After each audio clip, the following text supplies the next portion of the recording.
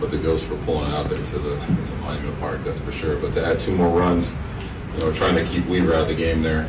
Try to save him for game 3 a little bit, but just happy to add a couple more runs. Up front to your right, Meredith. Aaron, did you feel extra energy after that? It seemed like fans were waiting for it. They were certainly thrilled when we were able to get that shot out. Yeah, energy from the fans. Yeah, they were loud in the beginning. Kind of hit a wall there for a little bit, but then anytime we score runs, this place explodes. It's something special. There's nothing like it in baseball. So excited to get them something to cheer about a little bit, and then you hand it off to that bullpen and do their thing. We don't typically see managers intentionally walk someone to get to you. Were you surprised to see them intentionally walk Soto there in that second inning?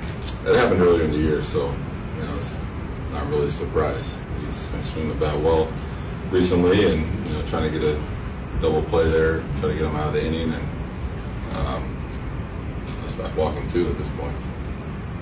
Second to your right, Brian. Rizzo was just in here. He said you guys were disappointed that Gleyber tagged up on that.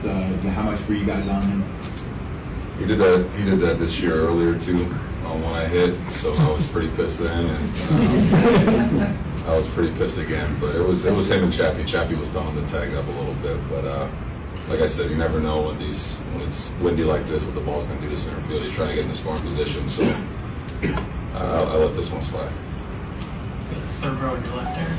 Aaron, what's the feeling of the clubhouse being up 2-0 in this series? Guys are excited, but we still know there's a lot of work to be done. We're playing against a good Cleveland team that's all year they battled, had some tough games, went through a tough series with Detroit, they got to game 5 and came out on the other side. So a lot of work to be done. So we're excited, but the guys in there are focused. They're prepared. They know what needs to be done, and on their way to Cleveland. Standing back at angle, Chris. When you see the Guardians walk Soto in front of you, obviously the stakes are high. It's the ALCS. Do you take that personally, that they'd rather face you in that moment? No, it's win or go home. Everything's on the line here. So it's just about you got to come up in that spot. That spot. Less than 2 bases loaded. I'm trying to get something out to the outfield or drive some runs in, and luckily we were able to get 1 run there and just pass it along. But every out, every inning, the first inning, everything's important. So they're trying to grab a couple outs there with a double play in that situation, but we were able to scratch out a run. Bruce in front. Aaron, win these games, in these series, unless you have a multitude of guys who are contributing. What do you think of the overall efforts of this club right now?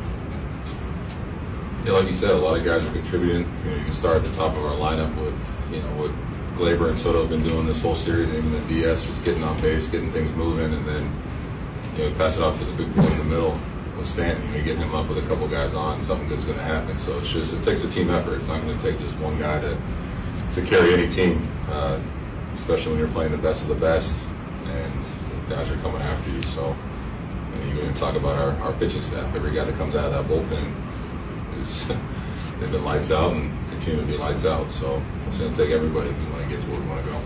Stay there with Ron. The way you're able to keep even keel, not getting too up after a good postseason game or get too down after a tough day, is that something you had to learn, or do you think that's just you? I think that's what playing 162 games, getting beat up, the ups and downs of that. You learn that you can't ride the highs because there's always something coming behind it.